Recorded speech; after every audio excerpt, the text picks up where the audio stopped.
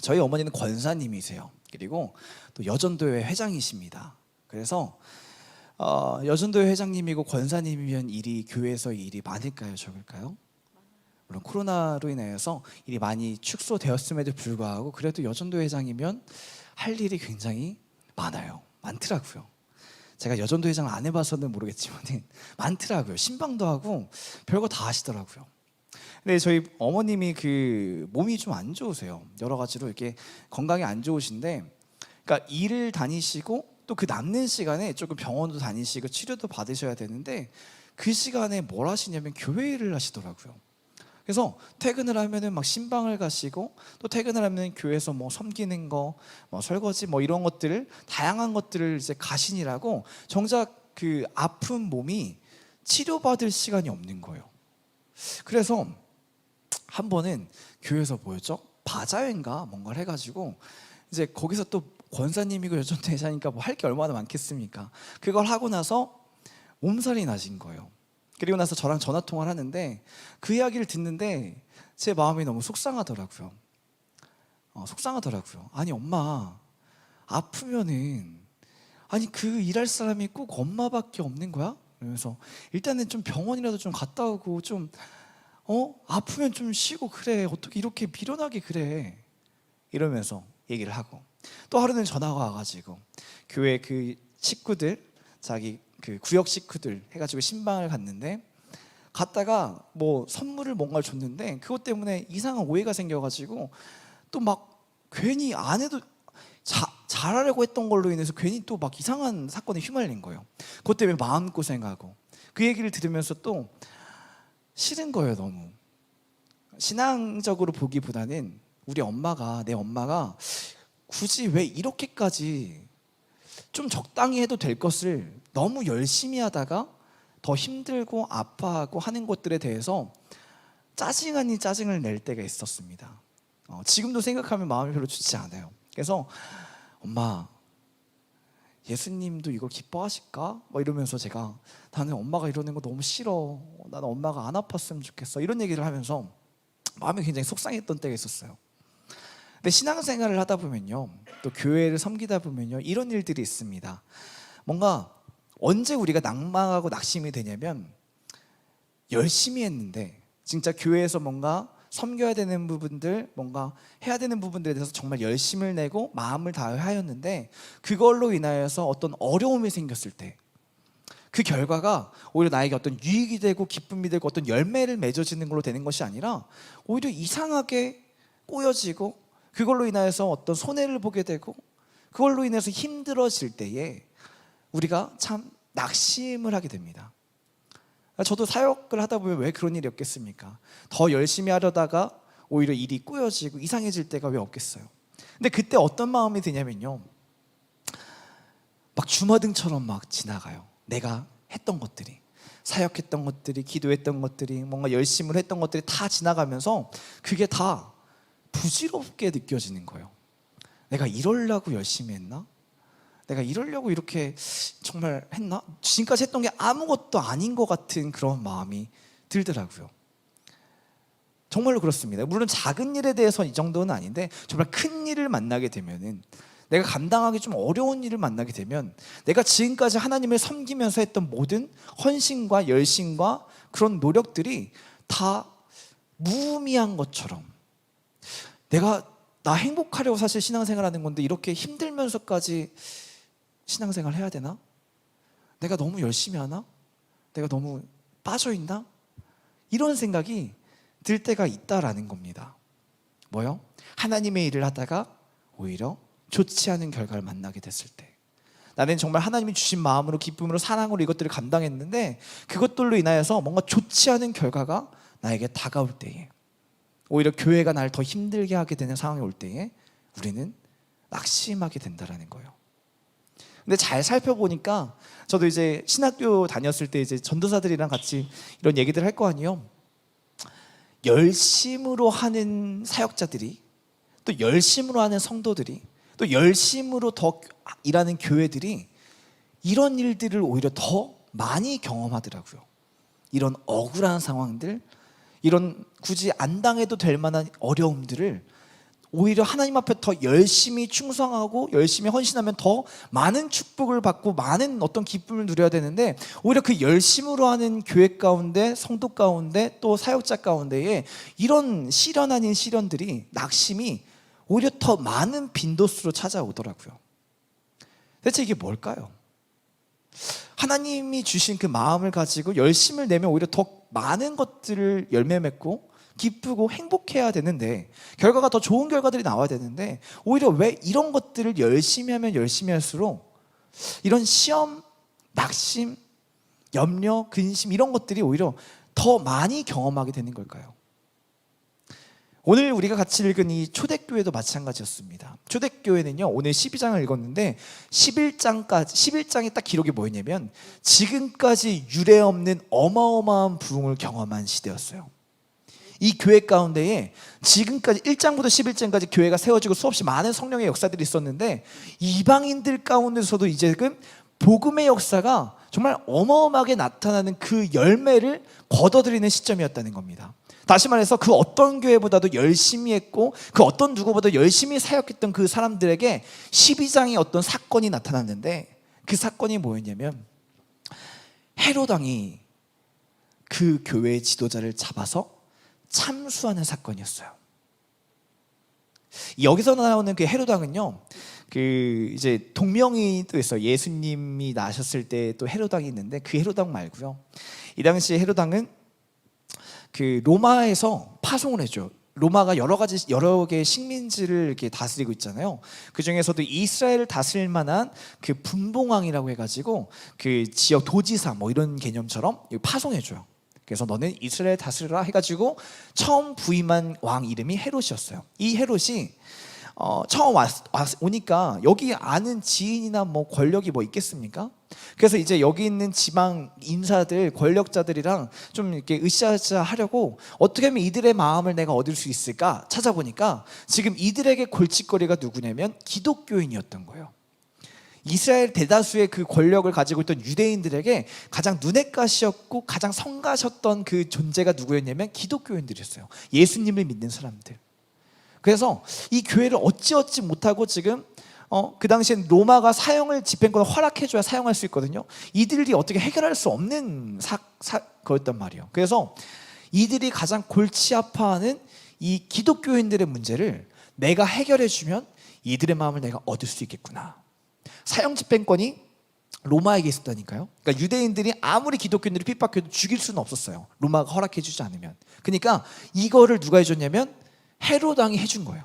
헤롯 왕이, 좋아, 너네가 지금 힘들어하고 어려워하는 그 교회 지도자 야고보 데려와봐. 야고보, 예수님의 제자 야고보, 그 당시 예루살렘 교회 지도자였죠. 그 야고보를 데려와서 어떻게 해요? 오늘 본문 말씀 2절 보니까 요한의 형제 야고보를 뭘로 죽였습니까? 칼로 죽입니다. 칼로 죽인 거. 참수를 시켜요. 이 당시 참수는 굉장히 충악한 범죄자들에게만 행해지는 정말 불명예스러운 죽음이었어요.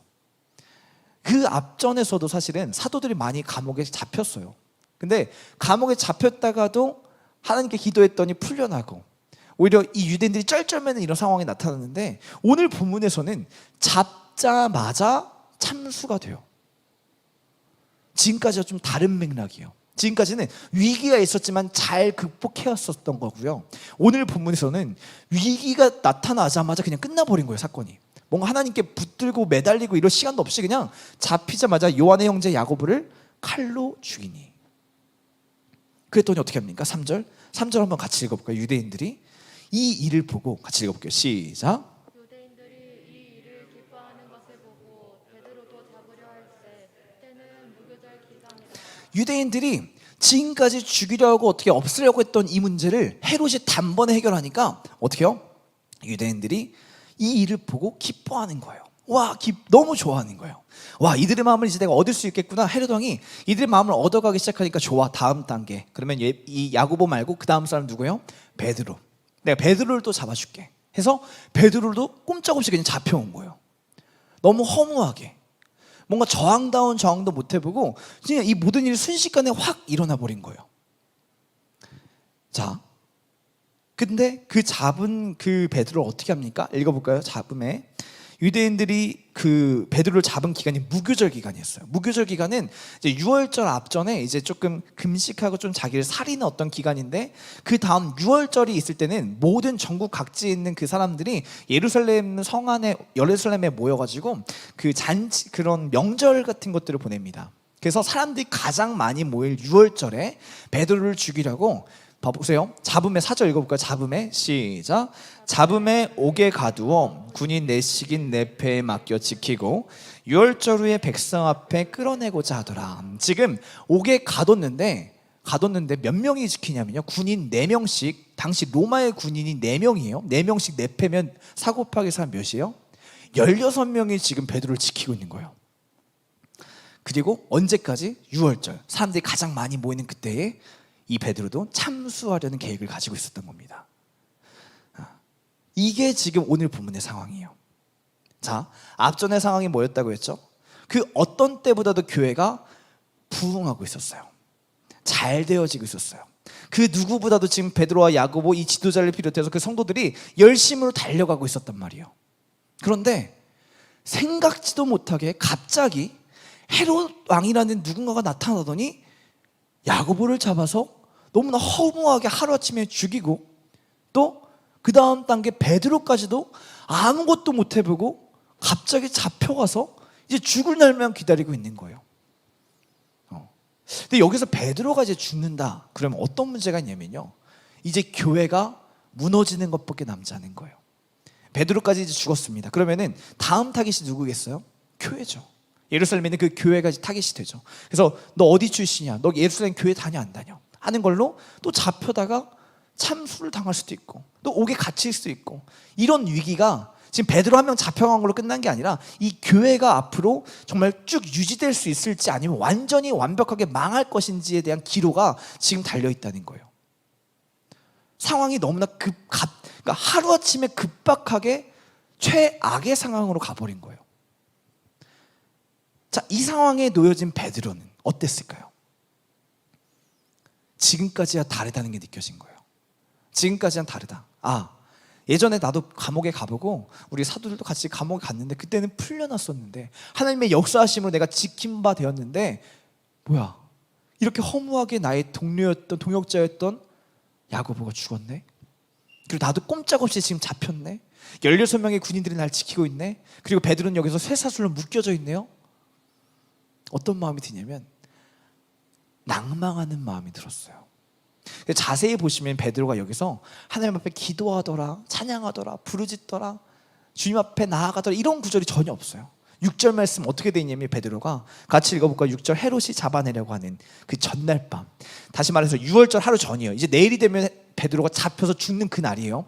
그날 밤에 베드로가 뭘 했냐면요, 읽어볼게요. 헤롯이 시작. 헤롯이 잡아내려고 하는 그 전날 밤에 베드로가 두 군인 틈에서 두 사슬을 매어 누워 자는데 하수꾼들이 문 밖에서 옥을 지키더니. 자, 베드로가 뭐 하고 있습니까? 두 쇠사슬에 매여서 누워서 자고 있어요. 자고 있어요. 죽기 하루 전이에요. 이제 내가 내일 끌려가서 참수를 당하면 이 모든 게 끝나요. 나를 비롯해서 나와 함께 했던 모든 그 그리스도인들, 교회들이 이제는 망하게 되는 상황이 온 거예요. 자, 그러면 어떻게 해야 되겠습니까? 사실 하나님 앞에 기도해야 되지 않을까요? 하나님, 제가 지금 여기, 아니면 찬양, 바울과 실라처럼 옥에 갇혀서 찬양해야 되지 않겠습니까? 그런데 베드로가 했던 건 뭐냐면 누워서 잤어요. 여기서 잤다라는 표현에 코이마오라는 헬라어가 있는데, 이 코이마오라는 단어를 언제 쓰냐면요, 사람이 죽은 듯이 잠들었다 할 때 쓴 표현이에요. 죽은 듯이 잠들었다. 다시 말할게요. 아무 힘이 없는 상태예요. 하나님 앞에 기도할 수 있는 힘조차 없는 상태예요. 내가 뭔가 영적으로 일어날 수 있는 힘이 철저하게 없는 그 정도의 낙심이 베드로에게 왔다라는 것입니다. 진짜 답이 없는 거예요. 끝났구나. 언제 이 마음이 들은, 저는 개인적으로 야고보가 내 앞에서 죽는 그 허무한 순간, 그리고 나도 너무나 힘없이 끌려 나올 때에 이 마음이 들었을 것 같아요. 야고보도 똑같이 하나님 일을 같이 했던 사람이잖아요. 근데 이 사람이 죽었어요. 나도 이제 죽을 운명이에요. 그러니까 기도할 힘조차 없는, 정말 죽은 듯이 잠만 잘 수밖에 없는, 모든 것을 포기하는 그런 상황이 베드로에게 왔다는 것입니다. 그리고 교회는 어떻습니까? 이제 지도자들이 다 잡혀갔어요. 다. 우리 교회를 이끌고 있는 담임 목사님이 끌려갔어요. 교회는 이제 리더자가 없어요. 그리고 이 담임 목사님이 어떻게 되느냐에 따라서 우리 교회 운명이 좌지우지돼요. 근데 지금 여기서 풀려날 수 있는 가능성은 거의 없어요. 왜냐하면 야고보가 죽었거든요. 야고보가 살아서 감옥에 있었으면 뭔가 해서라도 끌어내서 뭔가 바꿔볼 수 있을 텐데 이미 죽어버렸어요. 끝났어요. 베드로도 가능성이 없어 보여요.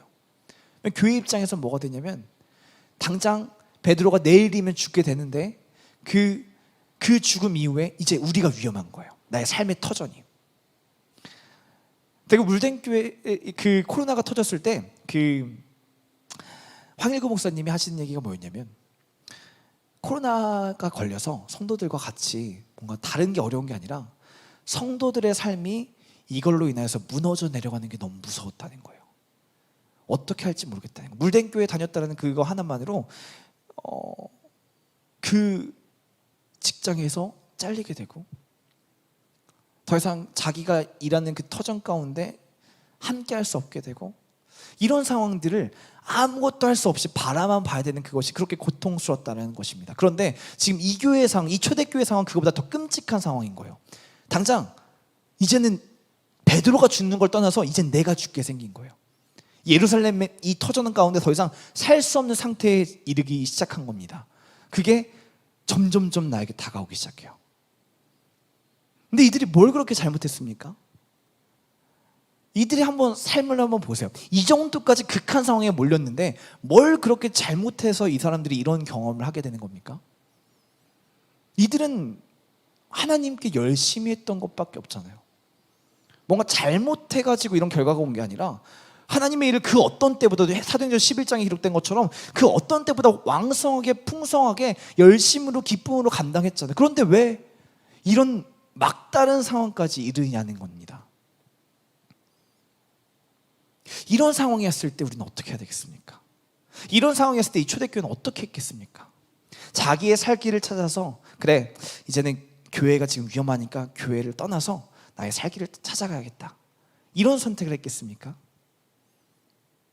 오늘 본문 5절은 이 상황 가운데 교회가 어떻게 하였는지 기록하고 있습니다. 같이 읽어보겠습니다. 이에 베드로는, 시작. 이에 베드로는 옥에 갇혔고 교회는 그를 위하여 간절히 하나님께 기도하였다. 할렐루야. 교회는 그를 위하여 간절히 하나님께 기도하더라. 아멘. 교회가 해야 할 일이 이것입니다. 교회는 이 상황 가운데 현실적으로 계산하면서 내가 무엇을 해야 살 길을 찾을 것이를 걱정하는 것이 아니라, 교회는 그를 위하여 기도하더라. 아멘. 이 헬라어 원어를 직역해 보니까 이렇게 기록되어 있어요. 베드로는 옥에 갇혀 지켜지고 있었다. 베드로는 옥에 있었다. 그러나 그에 관한 기도가 교회에 의해 하나님께 뜨겁게 일어나고 있었다. 아멘. 이것이 오늘 본문의 그 원어, 헬라어 원어를 직역하면 이 뜻이 돼요. 이 상황, 이 절망적인, 이젠 나도 죽을 수 있는 그 상황 가운데 교회의 선택은 뭐였냐면 하나님께 뜨겁게 기도하더라. 하나님께 더욱 간절히 기도하더라. 아멘. 베드로는, 그 리더였던 베드로는 오히려 기도도 하지 못한 상황이었어요. 낙심하여서 잠들어 있는 상태였습니다. 그러나 온 교회는요, 그 베드로를 위해서 간절히 기도했다는 것입니다. 답이, 현실적으로 해결 방법이 있어 보이시나요? 야고보가 이렇게 헛먹여 죽였는데 현실적으로는 99% 확률로, 99.9% 확률로 베드로는 죽는 상황이에요. 그러나 그 현실적으로 계산한 것이 아니라 온 교회가 한 마음으로 그 베드로, 세워주신 그 목회자를 위해서 간절히 기도했다는 것입니다. 그때에 베드로에게 어떤 일이 일어나면요, 7절 보겠습니다. 호련히 나타난 게 있어요. 같이 읽어보겠습니다. 시작. 호련히 주의 사자가 나타남에 옥중에 광채가 빛나며 또 베드로의 옆구리를 쳐 깨워 이르되 급히 일어나라 하니 쇠사슬이 그 손에서 벗어지더라. 꼼짝달싹 하지 못했던, 매여있던 그 목회자 가운데 자유함이 나타나기 시작합니다. 그 베드로가 자유함을 얻기 시작하고 8절, 9절, 10절 계속해서 나아가서 갇혀있던, 절대로 빠져나올 수 없었던 그 16명이 지키고 있었던 그 옥문 가운데에 아무렇지 않게 한 발자국 한 발자국 한 발자국 나오게 돼요. 베드로가 뭔가 노력해서 열심을 낸 게 아닙니다. 성도들이 여전히 교회에 모여서 그 베드로를 위해 간절히 기도할 때에 후련히 천사가 나타나서 더 이상 아무것도 할 수 없는 그 낭망했던 낙심해 있던 그 베드로 가운데에 일어나 걸어 나오게 했다는 것이에요. 철저하게 하나님의 은혜가 우리 성도들의 그 기도함을 통해서 나타나기 시작했다는 것입니다. 할렐루야. 여러분, 우리의 기도는 결코 헛되지 않습니다. 이 상황은 정말 최악으로 끝까지 아무것도 남아있지 않을 것 같이 막다른 길에 가는 것 같지만 우리가 여호와 앞에, 하나님 앞에 그 이름을 부르짖으며 기도할 때에 하나님 반드시 역사하십니다. 베드로의 능력이 뛰어나서가 아니라 그 기도가 베드로를 움직일 수 있는 그 힘을 불러일으켰다는 것이요. 그때에 어떤 일이 일어나면요, 베드로가 알지도 못하고 정말 잔결에 꿈결에 막 따라가기 시작해요. 근데 11절 한번 보시겠어요? 11절 이렇게 기록하고 있습니다. 이에 베드로가 다 나와서, 옥문을 다 나와서 정신을 차립니다. 같이 읽어볼게요. 이에 베드로가, 시작. 이에 베드로가 정신이 들어 이르되 내가 이제야 참으로 주께서 그의 천사를 보내어 나를 헤롯의 손과 유대 백성의 모든 기대에서 벗어나게 하신 줄 알겠노라 하여. 이제 정신이 든 거예요. 이 천사들 따라서 왔더니 이제서야 하나님이 지금 뭔가 역사하셨겠구나 해가지고 그 교회, 자기가 섬겼던 그 마가의 다락방으로 달려갔을 때 12절 말씀 뭐라고 기록되어 있냐면요, 여전히 그들은, 같이 읽어볼게요. 깨닫고, 시작. 깨닫고 마가라는 요한의 어머니 마리아의 집에 가니 여러 사람이 거기에 모여 기도하고 있더라. 할렐루야. 여전히 기도하고 있었다라는 것이요. 그들은요, 오늘이 무슨 날이냐면 베드로가 죽기 하루 전날이었어요. 내일이 되면 지금 무슨 일이 어떻게 일어날지 몰라요. 그러나 그때 자기의 살 길을 찾고 어떻게 하면 나의 안전을 보장할까, 이걸 고민한 것이 아니라 여전히 그 자리에 모여서 베드로를 위해서, 그 교회를 위해서 간절히 기도했다라는 것입니다. 근데 웃긴 건 뭐냐면요, 이 베드로가 막상 그 마가의 다락방 교회 문 앞에 갔을 때 이들이요, 이걸 이해를 못해요. 13절 한번 보시겠어요? 베드로가, 읽어볼게요. 13, 14절 시작. 베드로가 대문을 두드린 대로 로데라는 여자아이가 영접하러 나왔다가 14절 베드로의 음성인 줄 알고 기뻐하여 문을 미처 열지 못하고 달려들어가 말하되 베드로가 대문 밖에 섰더라 하니, 이렇게 말했어요. 베드로가 지금 대문 밖에 서 있어요 했더니 15절 이 기도했던 사람들의 반응을 한번 보세요. 그들이, 시작. 그들이 말하되 내가 미쳤다 하나 여자아이는 힘써 말하되 참말이라 하니 그들이 말하되 그러면 그의 천사라 하더라. 미쳤대요. 그들이 지금 이렇게 열심히 기도했음에도 불구하고 정말 이런 일이 있을 수 있을까가 믿어지지가 않는 거예요. 하나님이 어떻게 일하실지가 전혀 예상이 안 되는 거예요.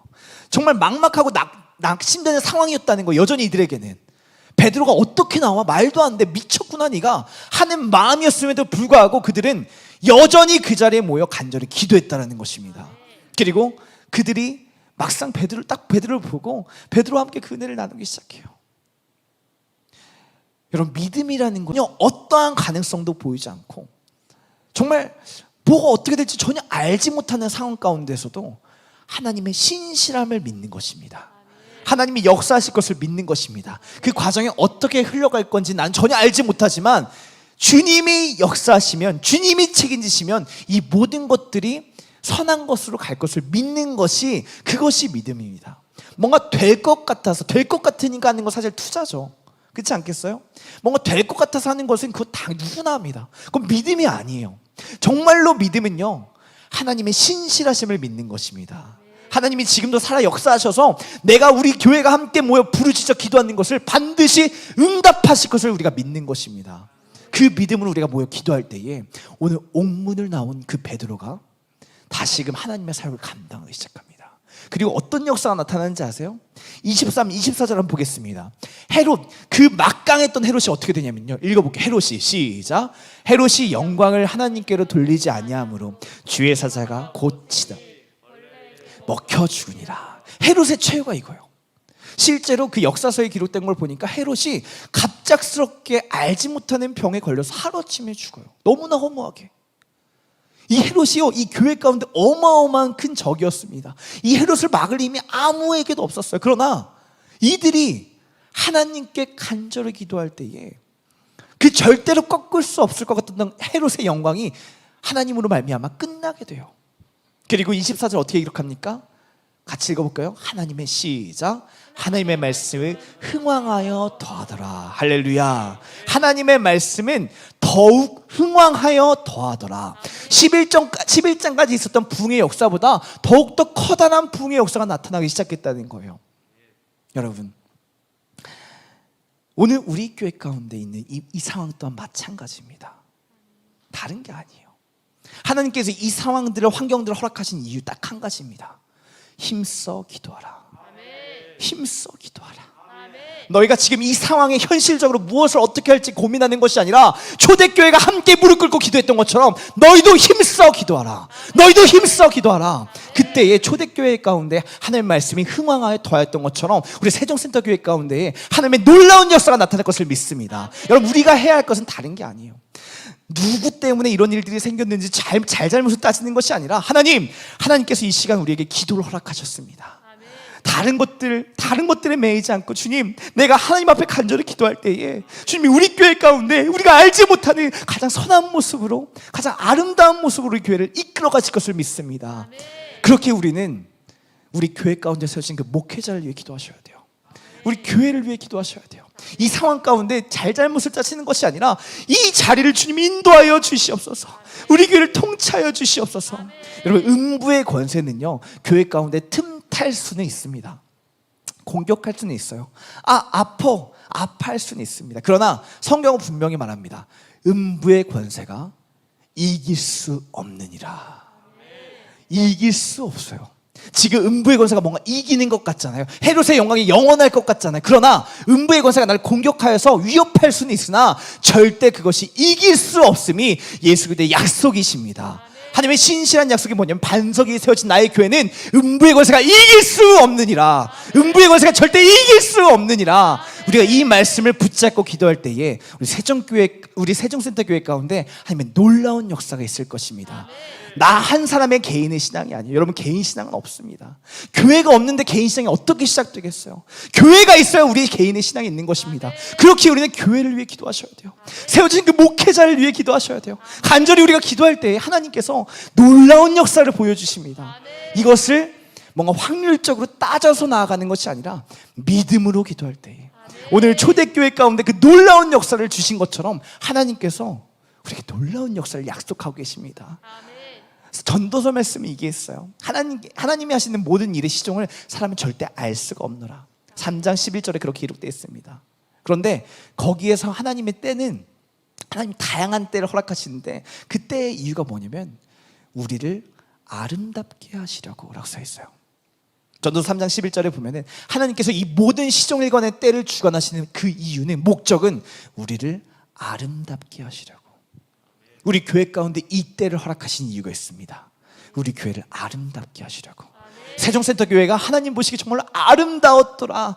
하나님 보시기 정말 아름다운 교회를 만들기 위하여서 하나님께서 이 때를 허락하셨어요. 그때 우리가 해야 할 것 딱 한 가지입니다. 기도하는 것이요. 한 마음으로 정말 믿음으로 간절히 기도할 때에 반드시 주님 역사하십니다. 우리가 상상하지도 못하고, 오늘 베드로를 봤을 때 너희가 미쳤노라 할 만큼의 그 놀라운 말도 안 되는 일들이 우리 세종센터교회 가운데 반드시 있을 것을 믿습니다. 그렇게 우리가 믿음으로 고백하시면서 이 상황들을 기도로 승리하시기 바랍니다. 낭만하고 낙심하며 염려하지 마시고요. 이들이 함께 정말 베드로가 죽기 하루 전까지도 뜨겁게 모여 기도했던 것처럼 절대 포기하지 마시고 간절히 기도하시기 바랍니다. 반드시 하나님이 세우신 이 세종센터 교회는 음부의 권세가 이길 수 없습니다. 음부의 권세가 지금 공격하여 승리하려 하는 것 같으나 절대 이길 수 없습니다. 믿음으로 선포하시며, 이렇게 믿음으로 기도하시며 우리 승리하시는 우리 되기를 예수님의 이름으로 축복합니다.